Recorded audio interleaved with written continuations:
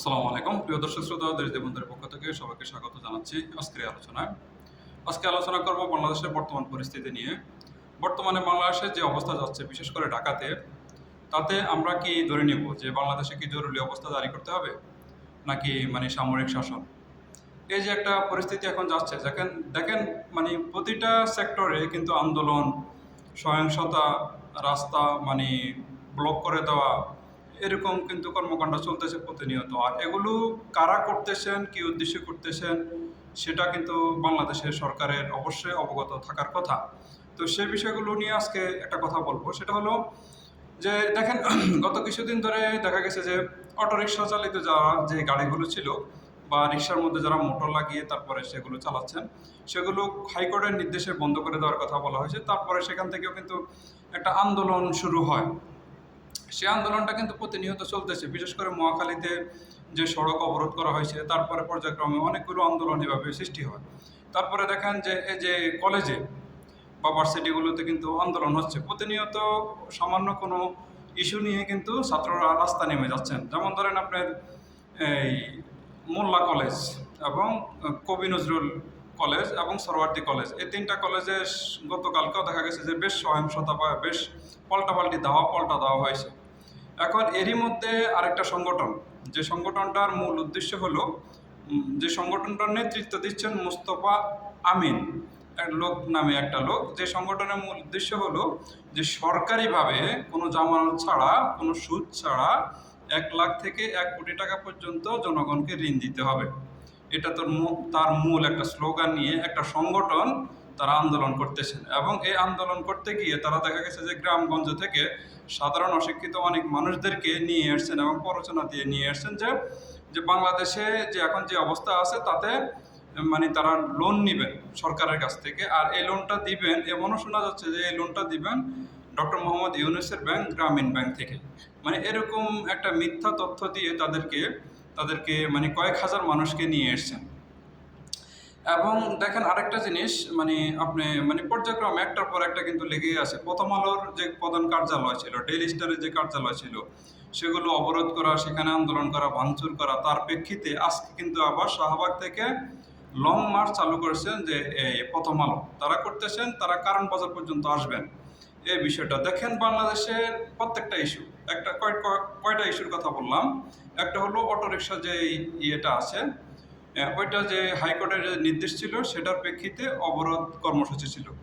তারপরে ছাত্রদের একটা আন্দোলন বলা চলে, বা তাদের মধ্যে একটা মারামারির একটা ইয়ে ছিল। দুইটা তিনটা হলো যে একটা লোকের, যে মুস্তফা আমিন নামের একটা লোক, তিনি কিছু লোক নিয়ে এসেছেন এখানে একটা সমাবেশ করতেছেন। তার দাবি হলো এই তারা লোন নেবেন সরকারের কাছ থেকে। আরেকটা জিনিস হলো ইসকনের প্রধান যে ছিল তাকে কিন্তু গ্রেপ্তার করা হয়েছে। এই যে জিনিসগুলো হচ্ছে, এবং ডেইলি স্টার বা প্রথম আলোর যে কার্যালয় ভাঙচুর করা হয়েছে সেখান থেকে তারা আবার অবরোধ করতেছেন। এই যে সুনির্দিষ্টভাবে কিছু কাজ করা হচ্ছে, সেগুলোকে নিয়ে কেন্দ্র করে এখন শহরে বা ঢাকাতে যে পরিস্থিতি চলতেছে, তাতে কি সামরিক শাসন চালু করতে হবে নাকি কোনো আপনার এই যে জরুরি অবস্থা জারি করতে হবে, এরকম একটা বিষয় নিয়ে কিন্তু জল্পনা কল্পনা চলতেছে সবার মধ্যে। বাট এটা কিন্তু হয়তো বা ইন্ডিয়ার কোন চক্রান্ত হইতে পারে, সুনির্দিষ্ট কোনো তথ্য অবশ্যই সরকারের কাছে থাকার কথা। এবং এই যে লোকটা মুস্তফা আমিন, যে একটা লোক, এই লোকটা এই সংগঠনের প্রধান, এবং সে যে লোকজনকে জড়ো করে শহরে ঢাকায় এসছেন একটা সমাবেশ করার জন্য, এই যে এতগুলো, এই যে অহেতুক কোনো কারণে একটা সমাবেশ তিনি করতে চাচ্ছেন, এটার জন্য তিনি লিফলেট ছাপাইছেন, মানুষকে বুঝাচ্ছেন, বুঝিয়ে শহরে আনছেন যে মিনিমাম 1 লক্ষ টাকা থেকে অন্তত পক্ষে 1 কোটি টাকা পর্যন্ত লোন নিতে পারবেন। আর সেটার দাবিতে আমরা আন্দোলন করতেছি। এই যে জিনিসগুলো তিনি করছেন, এই যে অর্গানাইজেশন তিনি করছেন, লোকের কাছে গিয়েছেন, লোকজনকে আনছেন। এই যে জিনিসটা করার পরে কি এই সরকারের কাছে কি এই তথ্য তাদের ছিল না যে এই যে একটা লোক এরকম করতেছে? তাহলে সরকারের ডিজিএফআই বা অন্য যে গোয়েন্দা সংস্থা আছে, তারা কি করতেছেন? তারা কি এই জিনিসগুলো সরকারের কাছে পৌঁছাচ্ছেন না এই তথ্যগুলো, বা তারা কি ইচ্ছা করে তাদেরকে সহায়তা করতেছেন? এরকম একটা কিন্তু প্রশ্ন এখন জনমতে উঠতেছে যে অহেতুক কোনো একটা লোক কোনো কারণ ছাড়াই মানুষ রাস্তায় নামতেছে এখন আন্দোলন করার জন্য। যার যে মনে চাচ্ছে, যার যে ভিতর থেকে যেটা মন চাচ্ছে, না আমি আন্দোলন করব, আমি সমাবেশ করব, আমি রাস্তা ব্লক করব, আমি মহাসমাবেশ করব মহাসড়কের মধ্যে। এরকম একটা পরিস্থিতি যাচ্ছে। এখন এই পরিস্থিতি কিন্তু নিয়ন্ত্রণ করতে হলে অবশ্যই আগে সরকারকে গোয়েন্দা তথ্য থাকতে হবে তাদের হাতে। আগাম থাকতে হবে যে কে কি কোন মুভমেন্ট করতেছে নিচ্ছে, কে আন্দোলন করতেছে, কে সমাবেশ করতেছে, কে কোনো অগ্নিসংযোগ করতেছে কিনা। এই জিনিসগুলো যদি করতে পারে আমাদের দেশের ভিতরে, তাহলে হয়তো বা দেখা যাবে যে এরকম একটা বহির্বিশ্বের কাছে বোঝানো যাবে যে বাংলাদেশের অবস্থা মানে স্থিতিশীল অবস্থা নেই, অস্থিতিশীল অবস্থা চলতেছে, এখানে জরুরি অবস্থা জারি করা দরকার বা সামরিক শাসন জারি করা দরকার। আর এটাও বোঝানো যাবে যে শেখ হাসিনা সরকার পতনের পর থেকেই এখন দেশের অবস্থা খুবই খারাপ, বিশৃঙ্খল অবস্থার মধ্যে আছে, এখানে কোনো সহায়তা দেওয়া যাবে না, এখানে কোনো রকম কোনো আন্তর্জাতিক কোনো কাজ করা যাবে না।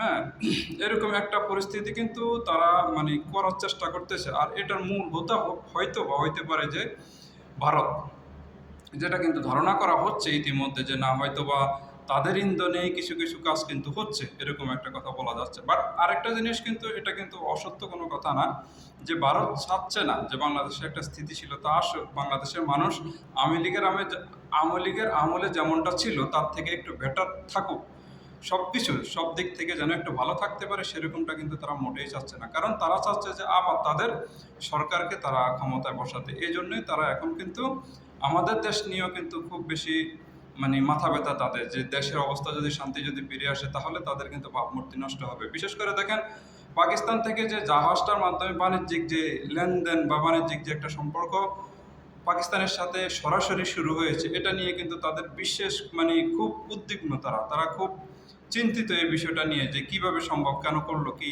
হচ্ছে, বা কন্টেনারে করে কি আসতেছে। আসলে এই কন্টেনারগুলোর মধ্যে যেগুলো আসতেছে সেগুলো একটা পত্রিকার মধ্যেও আসতেছে যে এগুলোতে কি আছে কি আনতেছে, কিন্তু তারপরও তারা চিন্তা করতেছে, চিন্তা পড়ে গেছেন তারা যে হয়তো বা তাদের জন্য একটা বিপদ হচ্ছে, যেহেতু পূর্ব পাকিস্তান পশ্চিম পাকিস্তান বা আগের তাদের সম্পর্কগুলো মানে আবার নতুন করে শুরু করতে চাচ্ছে। বাট এটা কিন্তু এই যে বাণিজ্যিক সম্পর্ক, এটা কিন্তু নতুন কিছু নয়, এটা আগেও পাকিস্তানের সাথে বাংলাদেশের ছিল।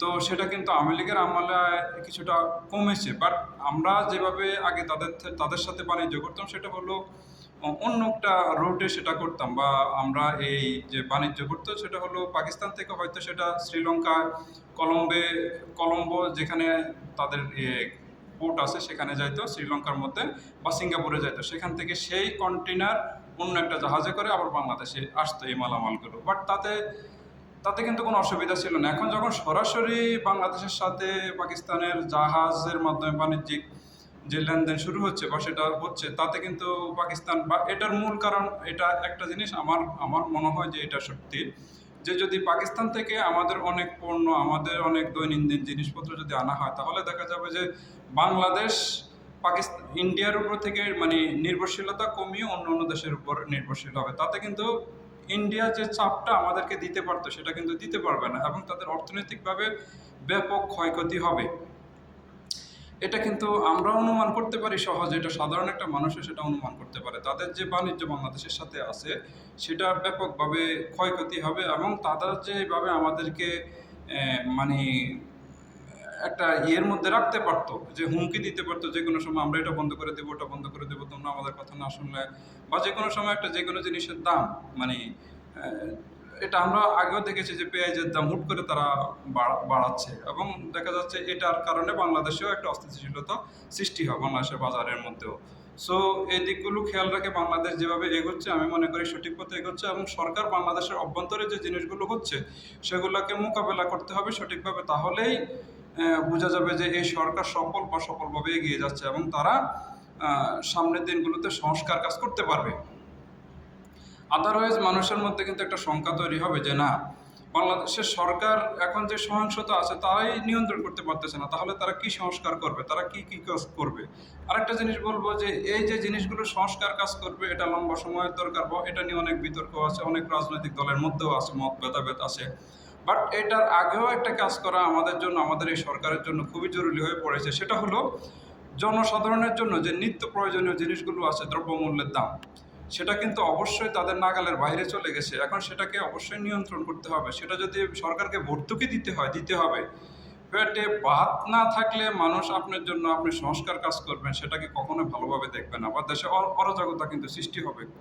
ডাকাতি বাড়বে, চুরি বাড়বে, সব কিছু বাড়বে, তখন আরও আমাদের আইন শৃঙ্খলা অবনতি হতে থাকবে। তাহলে আমাদের যে ভাবমূর্তি সেটা নষ্ট হবে। এই জন্য আগে জনসাধারণের জন্য কাজ করতে হবে, তারপর সংস্কার কাজ করতে হবে পর্যায়ক্রমে। তারপর আমাদের এই সরকার সঠিক একটা নির্বাচন দিয়ে জনপ্রতিনিধির হাতে ক্ষমতা হস্তান্তর করবে, এটাই আমাদের প্রত্যাশা থাকবে। আর আজকে এখানে শেষ করলাম। সবাই ভালো থাকবেন। আল্লাহ হাফিজ।